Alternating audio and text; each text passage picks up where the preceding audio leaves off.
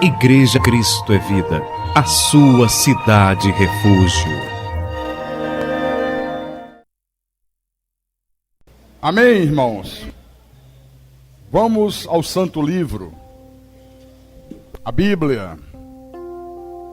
Bíblia em hebraico significa o livro dos livros, o livro por excelência. 2 de Crônicas, capítulo 28, versículo 1 em diante, é a segunda parte da mensagem que eu iniciei hoje pela manhã. Tome atitudes corretas e escreva uma nova história na sua vida. Parte 2.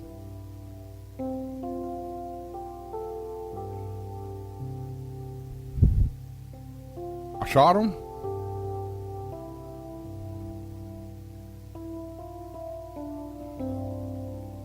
Segunda de Crônicas, capítulo 28. O versículo 1 começa assim: Tinha Acais 20 anos de idade quando começou a reinar, e reinou 16 anos em Jerusalém. E não fez o que era reto perante o Senhor, como Davi seu pai.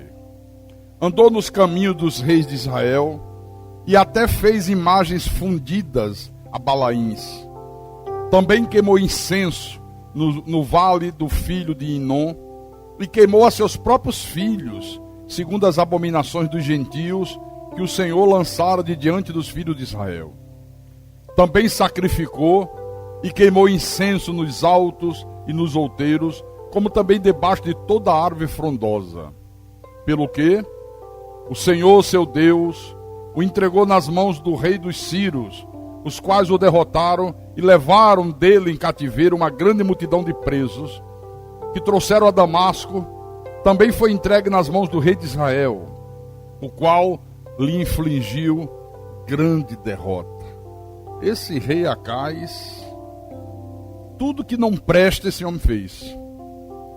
Tudo que afrontava a Deus, esse cara fez. Esse homem, se fosse hoje, a gente dizia: foi para macumba, foi para umbanda, foi para o candomblé, foi para o catolicismo, foi fazer corrente, foi fazer fogueira santa, fez tudo que você imaginar que não presta, foi para testemunho de Jeová, foi para tudo que não presta esse cara fez. Você vai ver o que aconteceu. Vamos orar a Deus em nome de Jesus. Oremos ao Senhor Deus agora.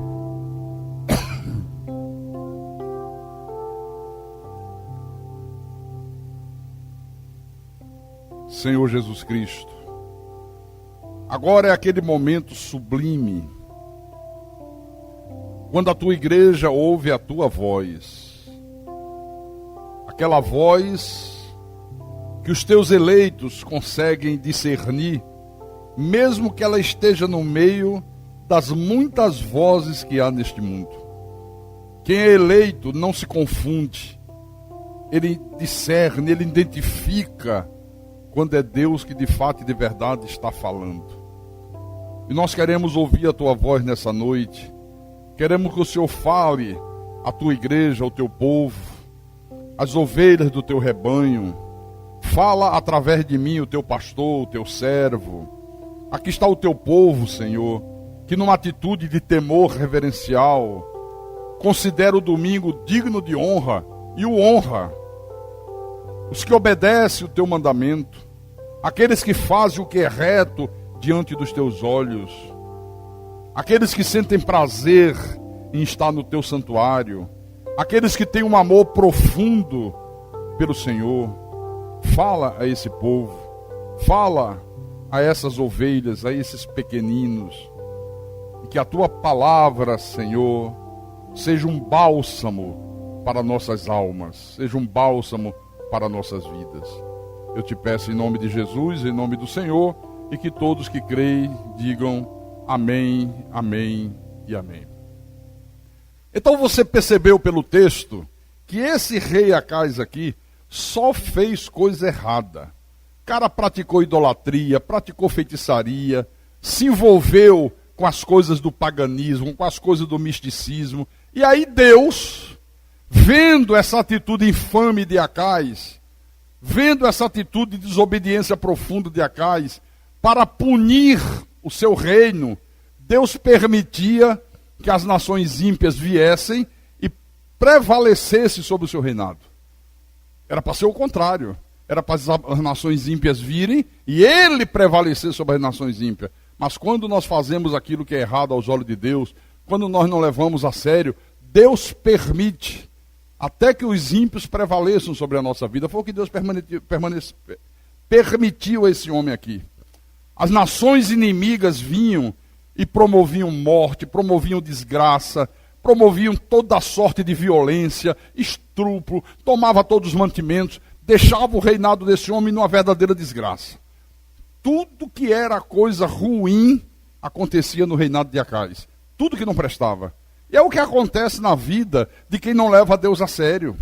Você tem uma ideia, esse homem, rei Acais, ele chegou ao ponto de importar para o seu reinado os deuses da Síria, os deuses dos sírios. Pastor, que é isso? Você quer ver? Vira a página aí. Capítulo 28 mesmo, versículo 22 e 23.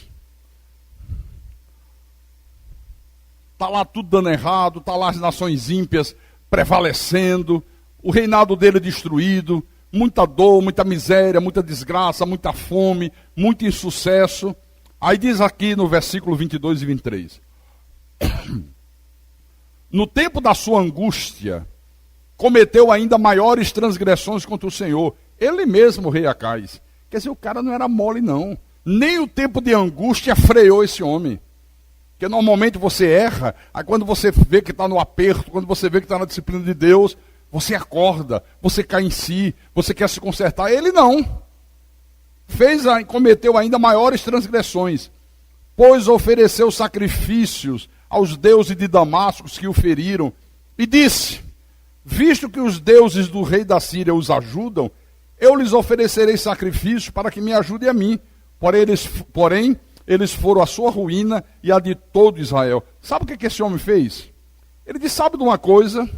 Já que os sírios estão vencendo nas suas lutas, vamos servir aos deuses dele também, para ver se os deuses dele também nos dão vitória, também nos ajudam. É como uma pessoa hoje dizer que é cristã, tem um vizinho macumbeiro, aí ele está passando por dificuldade, está passando por luta, e ele dizer: sabe de uma coisa?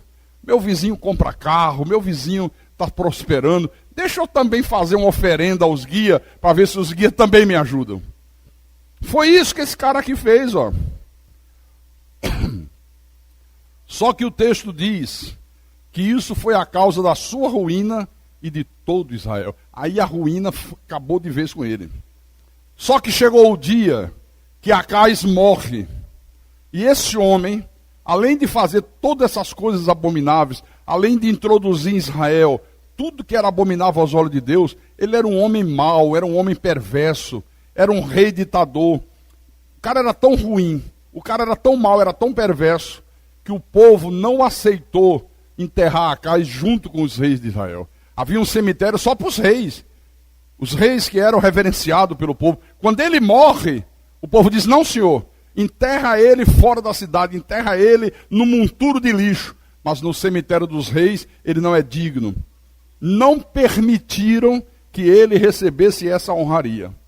Agora, no meio de todo esse inferno que era o reinado de Acais, tinha lá um rapaz, um jovem, que cresceu vendo tudo isso, que cresceu assistindo tudo que era abominável ser feito aos olhos de Deus, que cresceu vendo as consequências dessas atitudes erradas, que era o seu filho, Ezequias. Aí o pai dele morre, e ele, Ezequias, tinha que assumir o trono. Jovem, assistindo tudo de errado que o pai fazia, vendo as consequências do erro do pai, vendo a dor e o sofrimento que se abateu sobre Israel. Pai faleceu, ele assume o reinado. Aqui no capítulo 29, versículo 1 em diante, diz assim: tinha Ezequias 25 anos de idade quando começou a reinar, e reinou 29 anos em Jerusalém. Sua mãe se chamava Abia e era filha de Zacarias. Fez ele o que era reto perante o Senhor, segundo tudo quanto fizera Davi, seu pai. No primeiro ano do seu reinado, no primeiro mês, abriu as portas da casa do Senhor e as reparou. Trouxe os sacerdotes e os levitas, ajuntou-os na praça oriental e lhes disse: ouvi-me, ó levitas, santificai-vos agora, e santificai a casa do Senhor, Deus de vossos pais. Tirai do santuário a imundícia, porque nossos pais prevaricaram e fizeram o que era mal perante o Senhor nosso Deus, e o deixaram, desviaram o seu rosto do tabernáculo do Senhor e lhe voltaram as costas. Também fecharam as portas do pórtico, apagaram as lâmpadas, não queimaram incenso, nem ofereceram holocausto nos santuários do Deus de Israel. Pelo que veio grande ira do Senhor sobre Judá e Jerusalém, e os entregou ao terror, ao espanto e os assobios, como vós o estáis vendo com os próprios olhos. Porque eis que nossos pais caíram à espada, e por isso nossos filhos, nossas filhas e nossas mulheres estiveram em cativeiro. Você vê? A desobediência a Deus leva ao cativeiro. Faz você viver escravo de alguma coisa nesse mundo. Agora, versículo 10.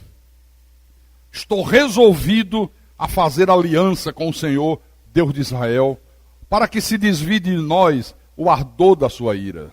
Filhos meus, não sejais negligentes, pois o Senhor vos escolheu para estar diante dele para o servirdes, para serdes seus ministros e queimardes incenso. Olha que coisa linda e maravilhosa. O filho de Acais, Ezequias, assume o reino e ele diz: estou decidido a fazer aliança com Deus. Tomou uma decisão. Tomou a decisão de tomar uma atitude, de fazer aquilo que era direito aos olhos de Deus. Ele disse: meu pai fez tudo errado, meu pai fez tudo que é abominação aos olhos de Deus, mas eu não vou seguir pelo caminho do meu pai, eu não vou me mirar no seu mau exemplo. Há um ditado que diz: filho de peixe, peixinho é. Isso não vale para nós. Nada disso. Nada disso, absolutamente nada disso. A história que esse rapaz vinha vendo era uma história muito ruim. Só de fracasso. Só de desgraça. Ele disse: olha, a história da minha vida até hoje não é boa. Eu quero mudar essa história. Eu quero mudar esse cenário. Eu quero escrever uma nova história. E ele toma a atitude de fazer aquilo que era reto, de fazer aquilo que era agradável aos olhos de Deus. Ele disse: é a única maneira de eu escrever uma nova história. Amém? Ezequias tinha apenas 25 anos, está aqui. Ele assume um reino totalmente destruído. Um reino sem exército, sem dinheiro, um reino sem autoestima, um povo sem nenhuma espiritualidade, um reino sem nada. Porque os inimigos vinham já há muitos anos e destruíam tudo, acabavam tudo. Nem o culto a Deus se celebrava mais, se celebrava culto aos deuses estranhos. Aqui. Uma situação verdadeiramente caótica. Aí ele assume o reino, sabendo que precisava de muitas coisas. Ele diz: olha, eu estou precisando de tudo. Não tem exército, não tem dinheiro, a autoestima do povo está lá embaixo, a fome é grande. Mas ele diz: eu tenho consciência de que a solução para todos esses problemas gravíssimos que está aqui no reino é Deus. Não tem outra saída. Ele tinha consciência que se ele tivesse o respaldo de Deus, tudo estaria resolvido. Era o que esse homem pensava. Porque, irmãos, às vezes as pessoas se preocupam com todas as necessidades da vida. A gente se preocupa com amanhã, com depois da manhã, se preocupa com dinheiro para pagar aluguel, dinheiro para pagar as contas, se preocupa com a educação dos filhos, se preocupa com tudo.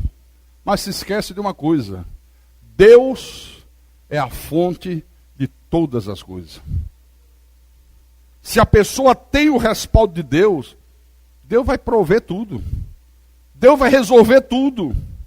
Então, ele assume o reino, ele vê aquela situação caótica e ele diz: eu vou mudar essa situação. E para isso ser possível, para haver uma mudança de cenário, a primeira atitude que ele toma qual é? Fazer uma aliança com o Deus verdadeiro. Está aqui. Olha, irmãos, quem quer mudar, muda hoje. Não deixa para amanhã. Quem sabe faz a hora, não espera acontecer. Quem quer mudar, não adia a sua atitude de mudanças. Ezequias tomou uma atitude de mudar e ele começa pelo lado espiritual. A primeira coisa que ele faz é restaurar o culto a Deus. Primeira providência que ele tomou. Não foi reconstruir o exército, não foi comprar armas, não foi construir casa. A primeira coisa que ele faz foi restaurar o culto a Deus, abrir as portas do templo, trazer os levitas, estabelecer o culto normal a Deus. Agora observe que ele fez tudo isso aqui debaixo da desconfiança do povo. Porque o povo devia dizer, rapaz, ele é filho de Acais. Esse homem não demora muito, vai ser igual ao pai, filho de peixe, peixinho é. Debaixo de uma desconfiança terrível. Mas ele faz. Aqui no capítulo 30,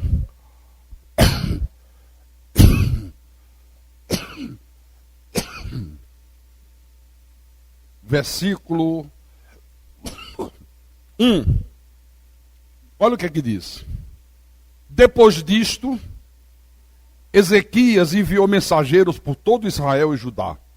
Escreveu também cartas a Efraim e a Manassés, para que viesse à casa do Senhor em Jerusalém, para celebrarem a Páscoa ao Senhor, Deus de Israel.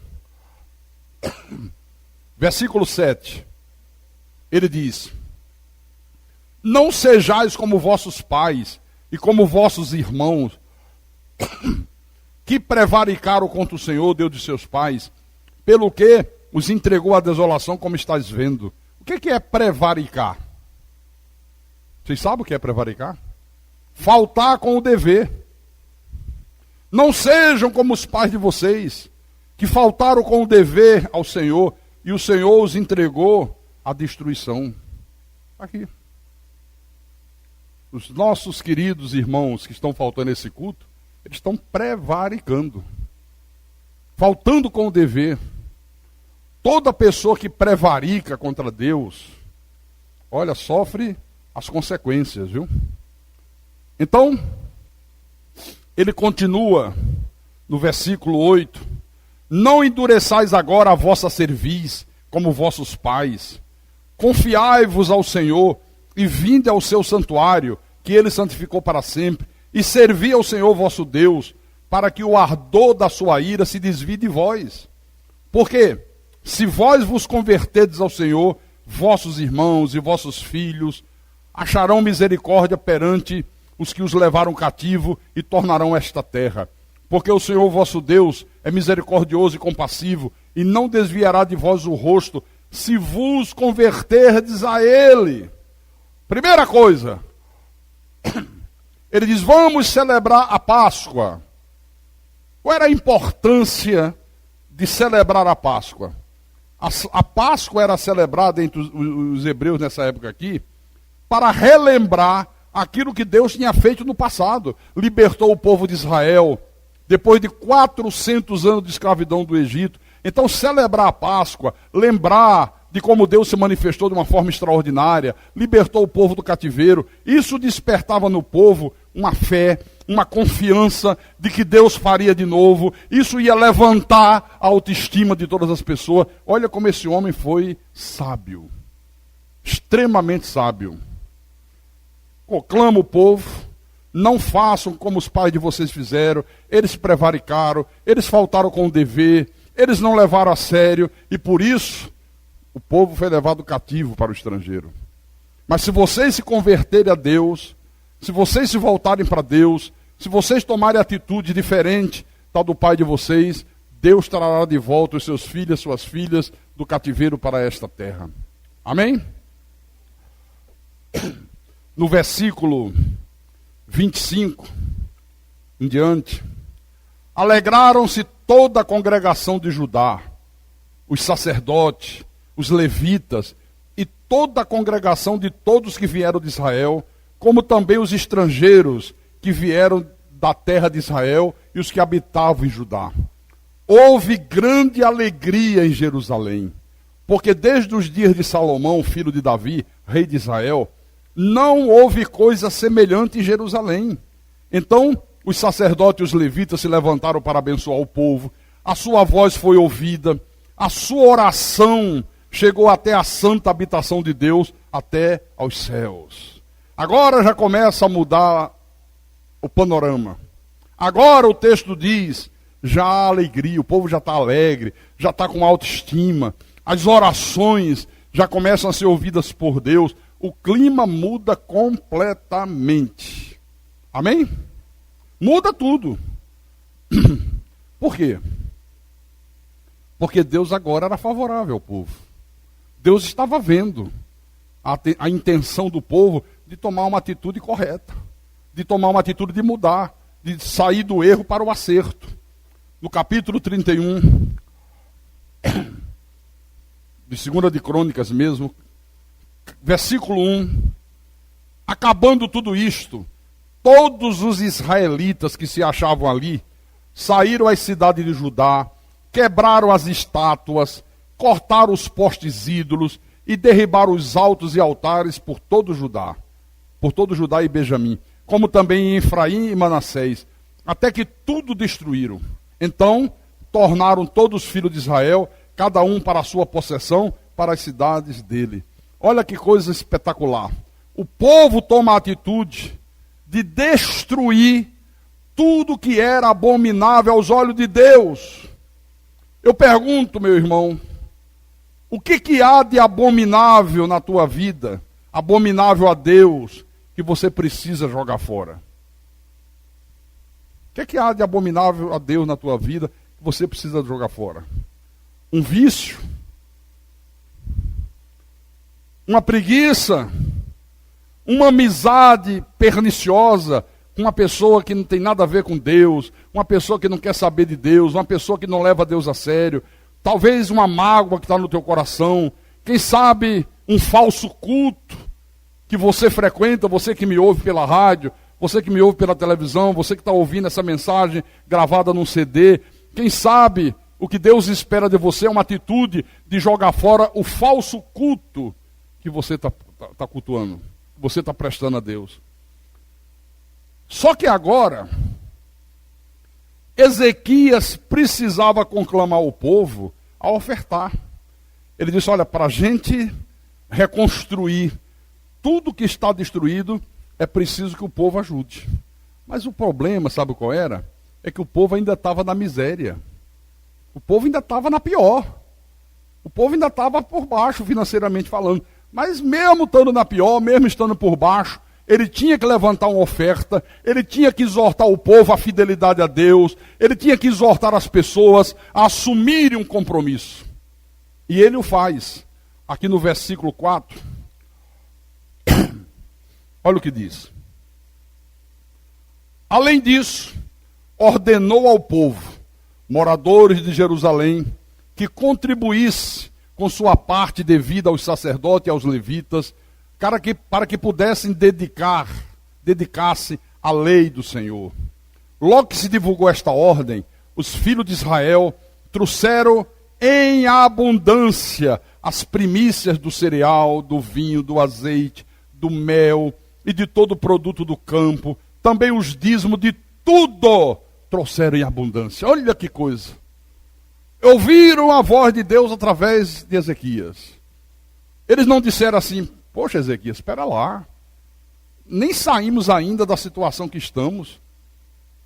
Nós já sentimos paz, já temos alegria, já sentimos que estamos num relacionamento bom com Deus, mas a situação ainda é caótica. Vai levar algum tempo para isso mudar. Não.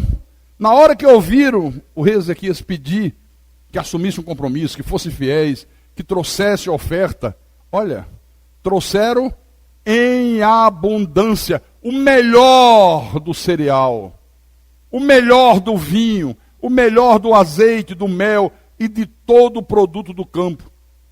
E também trouxeram dízimos em abundância. Será que todos vocês aqui são ofertantes generosos Será que todos nós aqui somos dizimistas fiéis? Tudo que chega às nossas mãos, a primeira coisa que a gente faz é separar as primícias, o dízimo para Deus. Será que quando você oferta na igreja, você o faz de uma forma tão generosa, mais do que você faz quando você quer dar um presente a um filho que você ama? Ou na igreja é aquela avareza, mas para um filho que ama, aí o bolso se abre. Aí a carteira se escancara. Porque Deus só aceita quando nós damos em abundância. Quando nós colocamos Deus como prioridade. Amém? Versículo 6. Os filhos de Israel e de Judá, que habitavam nas cidades de Judá, também trouxeram o dízimo das vacas e das ovelhas, e dízimo das coisas que foram consagradas ao Senhor seu Deus, e fizeram montões e montões. No terceiro mês, começaram a fazer os primeiros montões, e no sétimo mês acabaram. Vindo, pois, Ezequias e os príncipes, e vendo aqueles montões, bendisseram ao Senhor e ao seu povo de Israel. Perguntou Ezequias aos sacerdotes e aos levitas acerca daqueles montões de oferta, né? Então o sumo sacerdote Azarias, da casa de Zadok, lhe respondeu: desde que se começou a trazer à casa do Senhor estas ofertas, temos comido, temos nos fartado delas, e ainda sobra e abundância. Ué, por que agora estava sobrando em abundância? Por que agora dava para suprir todas as necessidades e ainda sobrava? Ele vai explicar. Porque o Senhor abençoou ao seu povo, e esta grande quantidade é o que sobra. Olha, sobrava em grande quantidade. Então ordenou Ezequias que se preparassem depósitos na casa do Senhor. Uma vez preparados, recolheram nele fielmente as ofertas, os dízimos e as coisas consagradas. Irmãos, isso aqui é espetacular. Quando o povo começou a ofertar a Deus com dignidade, Deus começou a abençoar o povo. Não é que as bênçãos de Deus sejam dadas em troca de uma oferta. Não é a oferta em si que faz isso. É o ato de obediência. É o ato de honra a Deus. E não é só a oferta quando você honra, dando a Deus o melhor do teu tempo. Por que nós estamos aqui essa noite? Poderíamos estar em casa. Poderíamos estar deitado no sofá, diante de uma televisão, assistindo um Fla-Flu. Quem gosta de futebol está jogando Flamengo e Fluminense agora, nesse horário. Não poderíamos estar ou não poderíamos? Por que nós estamos aqui? Porque nós honramos a Deus. Nós damos para Deus o melhor do nosso tempo. Nós damos a Deus o melhor de nossas vidas. Então isso vale para tudo. Ou você dá o melhor, ou não dê nada. Nunca dê as sobras para Deus, porque é como se você não desse nada. Dar as sobras para Deus é uma afronta a Deus. Dê o melhor da tua vida, o melhor do teu talento, o melhor do teu tempo, o melhor do teu dinheiro, o melhor dos teus talentos. Eu aprendi muito cedo a dar o melhor de mim para Deus. Se eu não tivesse aprendido, eu não seria o pastor que eu sou hoje. Eu não teria a dedicação que eu tenho. Eu não faria os sacrifícios que eu faço. Tudo isso eu faço que eu aprendi. Que ou eu faço assim, ou é como se eu não desse nada para Deus, era pior. Amém? Versículo 20 e 21. Assim fez Ezequias em todo Judá, fez o que era bom, reto e verdadeiro perante o Senhor seu Deus.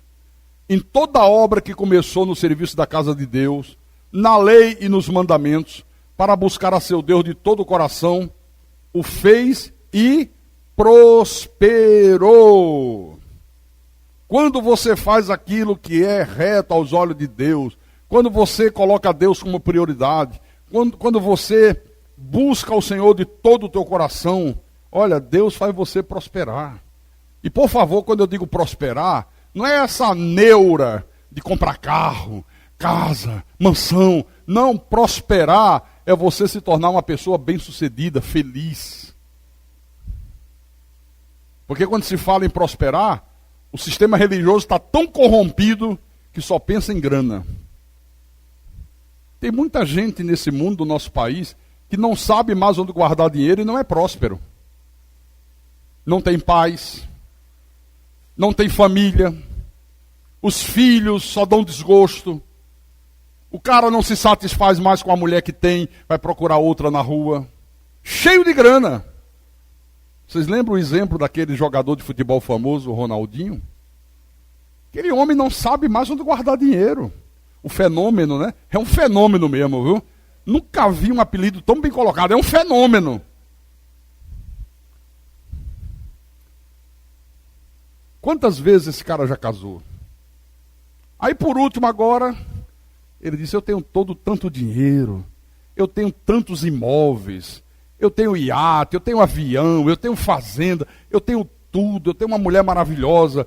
Quantas mulheres eu queira nesse mundo, eu vou ter aos meus pés por causa do meu dinheiro, não por causa da minha beleza, porque pela beleza dele estava arriscado a ficar só. Aí ele disse, mas nada disso me satisfaz. O que é que o cara foi fazer? Sair com travesti. O cara pega 3 travecos e vai para dentro de um quarto de motel. Você já imaginou um homem rico, milionário, precisar de 3 travestis e ainda ir cheirar cocaína? Quer dizer, muita gente acha que ele é próspero, né? É nada. Ele tem dinheiro. Mas ter dinheiro não é sinônimo de ter prosperidade. Prosperidade é sinônimo de ser bem-sucedido. Você é bem-sucedido no teu casamento é uma bênção, teus filhos te dão prazer, você é bem-sucedido na tua profissão. Sabe, isso é que é sinônimo de prosperidade. Você tem paz, você tem alegria, você acorda de manhã e diz, obrigado, Senhor, por mais esse dia. Ah, como é bom viver, obrigado, obrigado, obrigado, obrigado, Senhor. Tem gente que não sabe onde guardar dinheiro e acorda e diz, mais um dia, antes da morte. Ou não é? É ou não é? É. Então tá aqui, ó. Tudo correndo às mil maravilhas, tudo dando certo no reinado deste homem. Só que vitória atrás de vitória, sucesso atrás de sucesso. Você sabe que quando nós somos vitoriosos, a gente sempre quer mais e mais vitória, não é assim? Quanto mais a coisa está dando certo, mais a gente quer que continue dando mais certo ainda. Mas a gente esquece de uma coisa. Sabe o que a gente esquece? Que sem lutas não há vitórias. Aí quando Deus permite que venha uma luta, quando Deus permite que surja uma dificuldade qualquer na vida, nós desanimamos. Jogamos fora a oportunidade de mais uma vitória, porque sem lutas não há vitória. Tem gente que quer vitória assim. Imagine o Fortaleza, quer sempre vencer o Ceará, quer sempre ganhar o campeonato, mas ele quer vencer entrando em campo sem ter adversário. Há possibilidade disso? Não há possibilidade. Se ele quer ganhar o campeonato, ou o Ceará quer ganhar, tem que vencer os adversários. Vai ter que jogar com o Icasa, vai ter que jogar com o Uniclinic, vai ter que jogar com o Ferroviário, vai ter que jogar com a Baixa da Égua que aparecer dentro de campo. Mas não é verdade, meu irmão? Tem que jogar e vencer. Vocês gostaram do Baixa da Égua, né? Isso é antigo, né, meu irmão? Tem que vencer. Olha aqui, ó. Tudo correndo às mil maravilhas. Mas Deus queria abençoar mais ainda o reinado de Ezequias.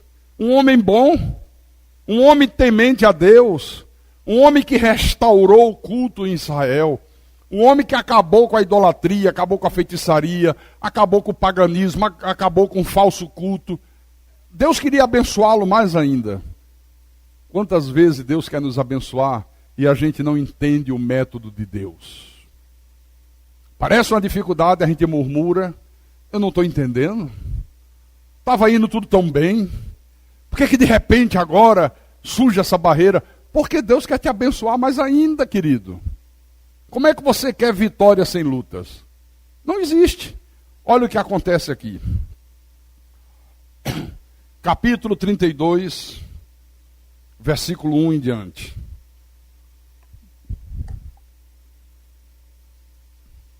Depois destas coisas e desta fidelidade, veio Senaqueribe, rei da Síria, entrou em Judá, acampou-se contra as cidades fortificadas e intentou apoderar-se delas. Vendo, pois, Ezequias que Senaqueribe vinha e que estava resolvido a pelejar contra Jerusalém, resolveu, de acordo com seus príncipes e os seus homens valentes, tapar as fontes das águas que havia fora da cidade, e eles o ajudaram. Assim, muito povo se ajuntou e taparam as fontes, como também o ribeiro que corria pelo meio da terra, pois diziam: por que viriam os reis da Síria e achariam tantas águas? Ele cobrou ânimo do povo. Vamos, pessoal, lá vem Senaqueribe, mas o Senhor é conosco, a vitória é nossa, Deus vai se manifestar de uma forma extraordinária.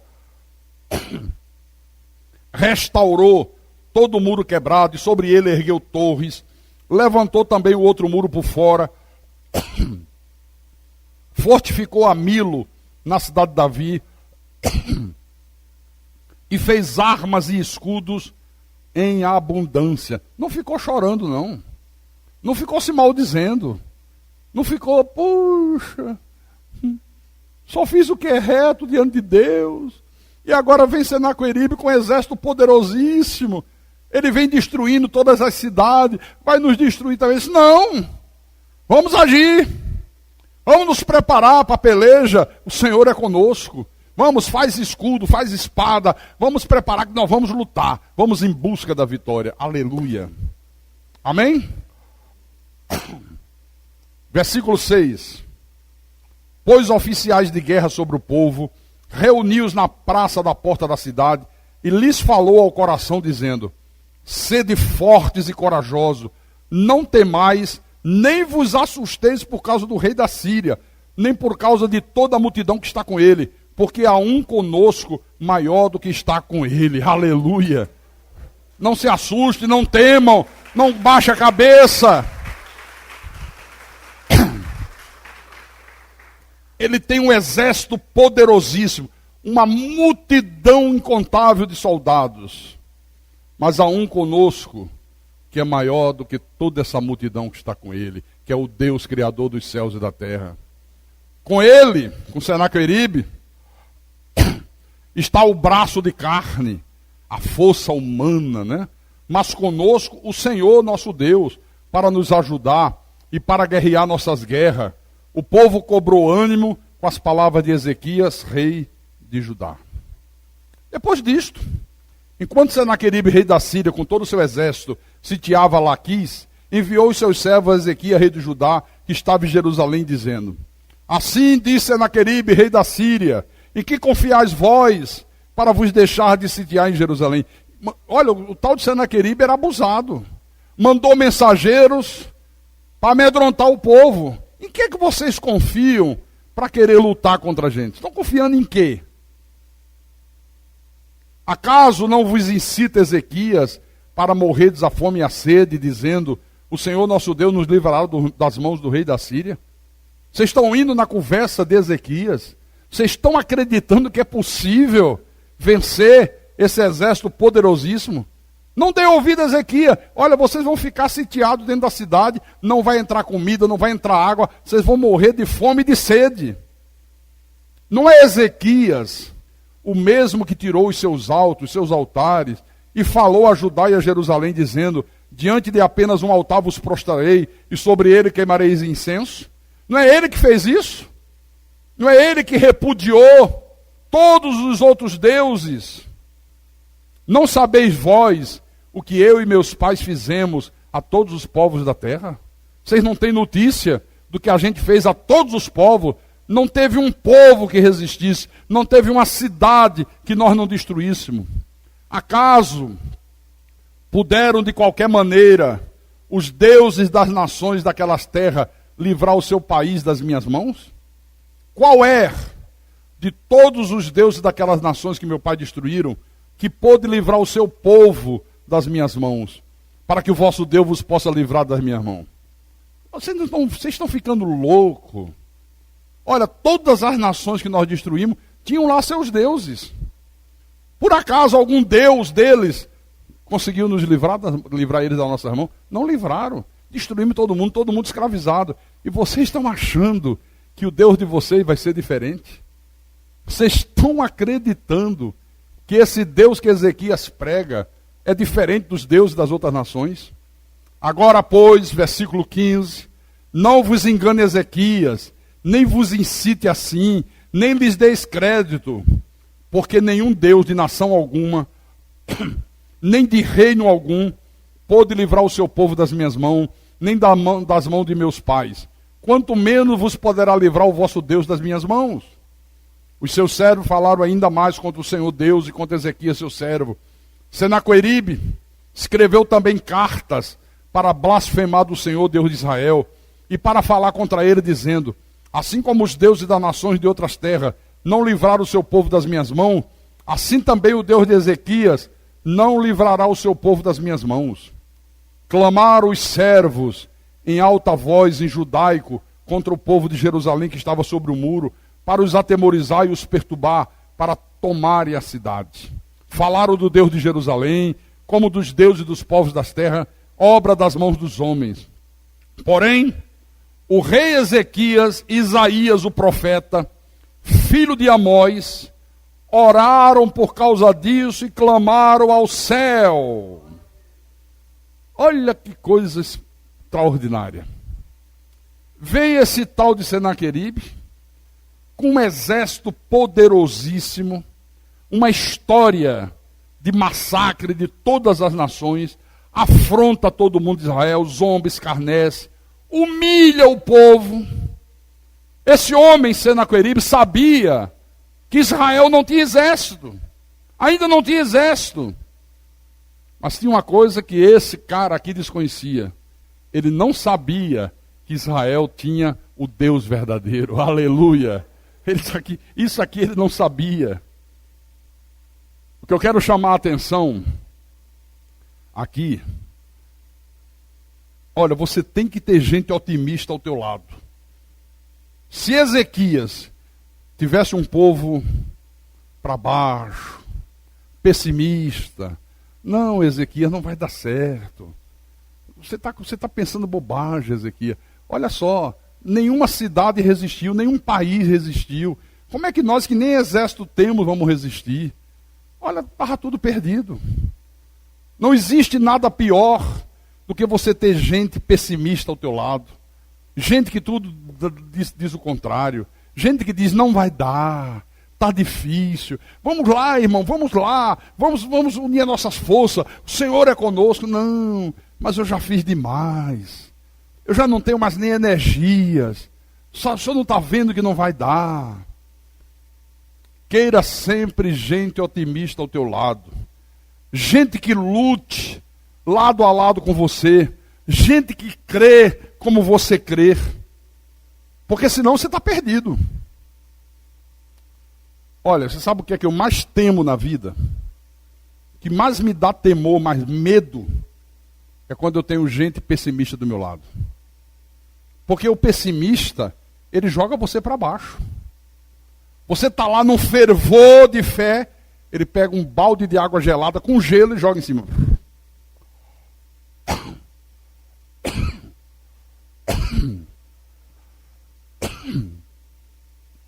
Às vezes acontece isso nas famílias. Você é de Deus, você tem fé.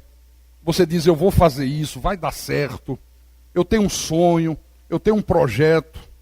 Aí a família incrédula, está vendo que você não vai conseguir? Está vendo que você está sonhando demais? Não vai dar, não é para você, não vai dar certo. Começa a botar você para baixo.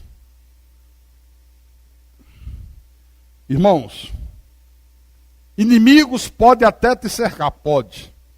Mas eu quero dizer uma coisa. Você não está sozinho.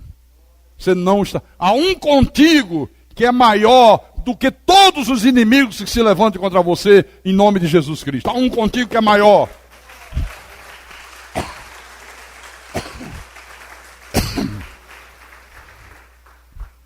Senaqueribe venceu os outros povos, porque os outros povos não tinham o Deus verdadeiro. Os deuses das outras nações, está aqui no texto, eram obra das mãos dos homens. Eram ídolos, eram imagens. Por isso que ele venceu. Aqui no versículo 21. Eles oraram, Ezequiel e Isaías, clamaram aos céus: Senhor, nós não temos nem exército. O senhor sabe que eu comecei a reinar há pouco tempo, estou reconstruindo o reino, e vem esse indivíduo aí, esse filho do diabo, esse incircunciso, que vem destruindo todas as nações, mas ele não vai nos destruir, porque nós temos o Senhor Deus conosco. Isso é fé. Isso é fé. Olha o que aconteceu. Então, o Senhor enviou um anjo que destruiu todos os homens valentes, os chefes e os príncipes no arraial da Assíria. E este, com o rosto coberto de vergonha, voltou para a sua terra, tendo ele entrado na casa de seu Deus, os seus próprios filhos ali o mataram à espada. Deixa eu fazer uma perguntinha básica. Quantos anjos Deus enviou? Quantos?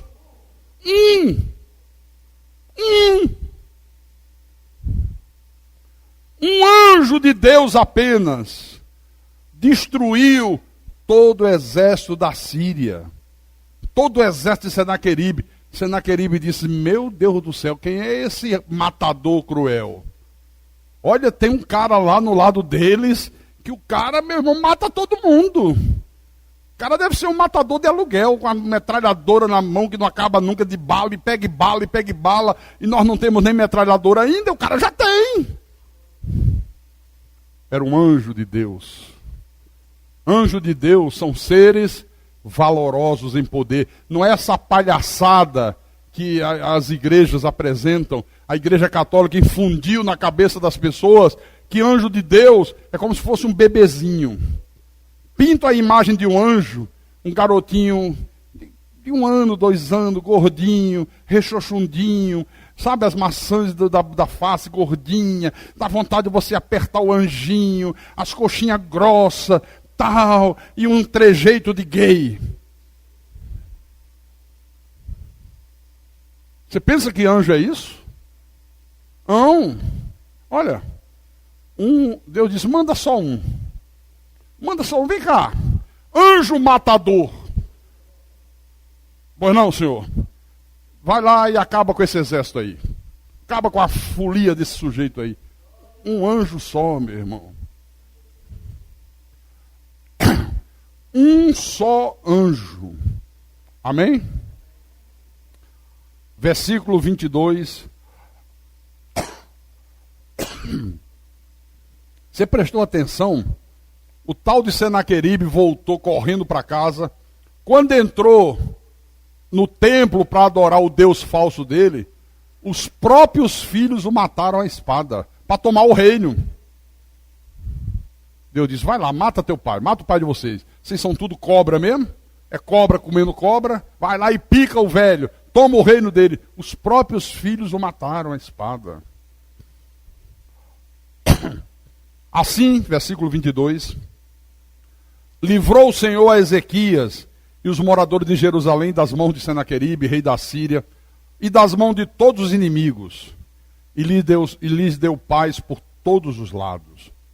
Muitos traziam presentes a Jerusalém, ao Senhor, e coisas preciosíssimas a Ezequias, rei de Judá, de modo que, depois disto, foi enaltecido à vista de todas as nações. Irmãos, Deus não apenas mudou a história do seu povo, mas Deus fez com que a notícia chegasse a todas as nações da terra. As nações da terra tinham que saber que há um só Deus verdadeiro, não há mais de um. Aleluia. Olha, faz a notícia se espalhar. Olha, esse povo tem um Deus que eles oram e ele manda um um cara perverso, um cara matador, um cara que não deixa ninguém vivo. Você pensa que anjo de Deus é brincadeira, meu querido? Que Deus envia um anjo desse para cada inimigo que se levanta contra a gente. Um anjo destruidor. Sabe? Olha, os problemas, as lutas da vida levam você a tomar atitude, a se decidir. O que muda a nossa história, o que muda a tua história é a tua decisão. E a tua decisão não está nas mãos de Deus, está nas tuas mãos. Não é Deus que vai tomar atitude por você, é você. Deus não pode tomar atitude por mim. Não, sou eu que tenho que tomar atitude. Não é a minha mulher que vai tomar atitude em meu lugar. Eu tenho que tomar as minhas atitudes. Ezequias, ainda muito jovem, tomou uma decisão. E mudou a sua história. E mudou a história de todo o povo de Israel. Amém? Você sabe o que é que o povo de Deus mais necessita hoje? Não é de fé. O que o povo de Deus mais necessita hoje é de determinação. Vou repetir. O que o povo de Deus mais necessita hoje não é de fé. É de determinação. Vou te dar uma dica. A você, meu irmão, a você, minha irmã. Olhe, acorde a cada manhã com determinação. Determinado. Acorde de manhã, mais um dia que o Senhor me concede. Estou cheio de problemas, estou cheio de dificuldades, mas eu vou enfrentar os problemas, eu vou enfrentar as dificuldades, porque a vitória é minha. Maior é o que está comigo do que o que está gerando todos esses problemas, em nome de Jesus Cristo. Determinado. Isso é decisivo para o teu sucesso. Absolutamente decisivo. Porque eu quero que vocês entendam uma coisa. Sucesso tem nada a ver com sorte. Às vezes você vê uma pessoa bem sucedida, o cara teve muita sorte na vida, né? Não. Tem nada a ver com sorte. Sucesso tem a ver com muito trabalho e determinação. Veja a história das pessoas de sucesso nesse mundo. Salvo algumas exceções. Mas as pessoas sérias, as pessoas honestas, elas têm uma história de muito trabalho e determinação. Cadê a irmã Beatriz? Cadê ela? Irmã Beatriz, está lá atrás. Hoje eu presenteei a irmã com um livro, uma biografia do nosso ex-vice-presidente José de Alencar. Eu tenho 2 livros diferentes, dei um para ela, que eu já li os 2. Ela hoje foi lá em cima conversar comigo e Deus me tocou e eu presentei. Eu digo, lê, irmã. A história do ex-vice-presidente José de Alencar é uma coisa linda. O cara começou como mascate. Sabe o que é mascate? Aqui no Ceará chama galego, né? Não é galego? Aquele que vende de porta em porta. Não é isso? Ele começou de porta em porta. Muito jovem.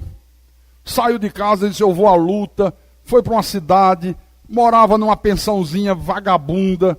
Ele disse, mas eu vou vencer, eu vou vencer, eu vou vencer, eu vou vencer. E enfrentou luta, enfrentou dificuldade, e ele corria, e ele enfrentava, e ele vencia. Se tornou um dos homens mais ricos do mundo. As empresas do José de Alencar são as mais ricas do Brasil. A luta e a determinação desse homem contra o câncer foi uma coisa emocionante. E eu dizia para a irmã Beatriz, dizia para mim, pastor, e um homem que não era da fé, hein? Eu digo, não era da fé. Mas agia como se fosse. Os médicos dizem assim nos depoimentos. Quando chegava a notícia de que o câncer voltou, ele ficava triste 1 minuto. Ele baixava a cabeça, ele dava aquela queda, ficava todo mundo em silêncio 1 minuto, 2 minutos. Daqui a pouco ele se levantava, vamos lá, qual é a chance? O que é que dá para fazer? Ó, dá para tentar isso, então vamos começar a tentar agora. E levantava o astral de todo mundo. As pessoas no hospital das clínicas em São Paulo, todas diziam, olha, esse homem é uma injeção de ânimo na gente. Levantou o nosso astral, nos anima a lutar contra essa doença. Que exemplo maravilhoso.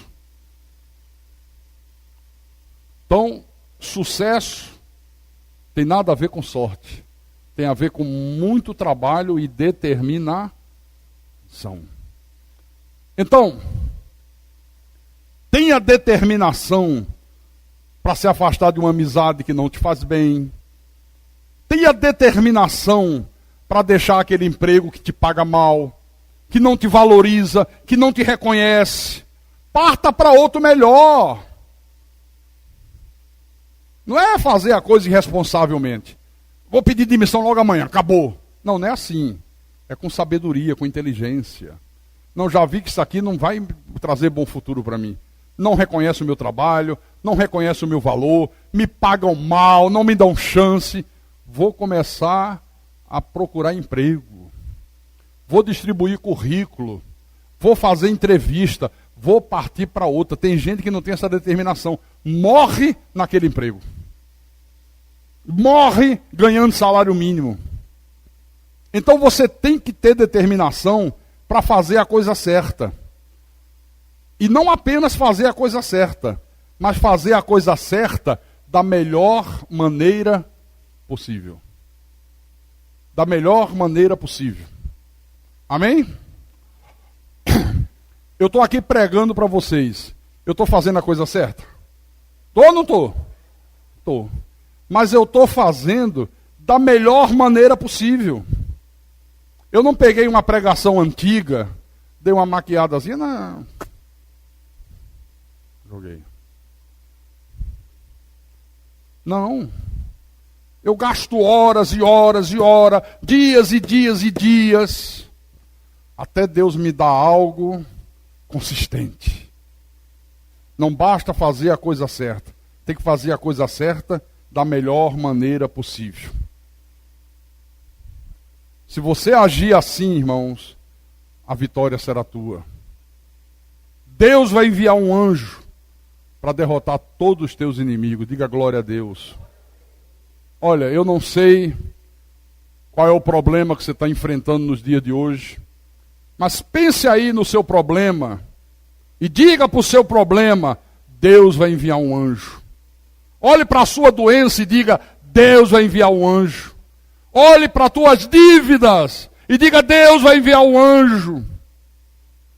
Diga, Deus vai enviar o anjo. Olhe para o teu problema no casamento, tem uma crise no teu casamento. Diga, Deus vai enviar um anjo em nome de Jesus. Não tenha medo dos Senaqueribes, porque Deus vai enviar um anjo. Olha, um grande exército não vai te dar vitórias. Muito dinheiro não vai te dar vitórias. O acúmulo de bens não vai te dar vitória. Um diploma de faculdade não vai te dar vitória. O poder político não vai te dar vitória.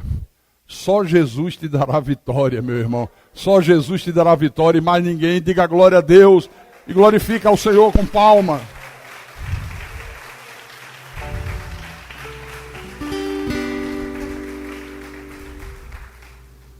Para você poder escrever uma nova história de vida, para essa vitória chegar à tua vida, talvez a única coisa que você precise seja se reconciliar com Deus. Nada mais do que isso. Talvez renunciar a um erro, renunciar a um pecado, renunciar a uma vida errada. Deus não nos pede mais do que isso, irmãos. Nada mais do que isso. Se você se reconciliar com Deus, você vai ver vitórias atrás de vitórias em nome de Jesus Cristo. Amém, irmãos? Amém. E quem tem ouvidos, que ouça o que o Espírito falou com a igreja nessa noite. Em nome de Jesus, para a glória de Deus. Aleluia. Vamos ficar de pé. Feche os teus olhos. Curva a tua cabeça.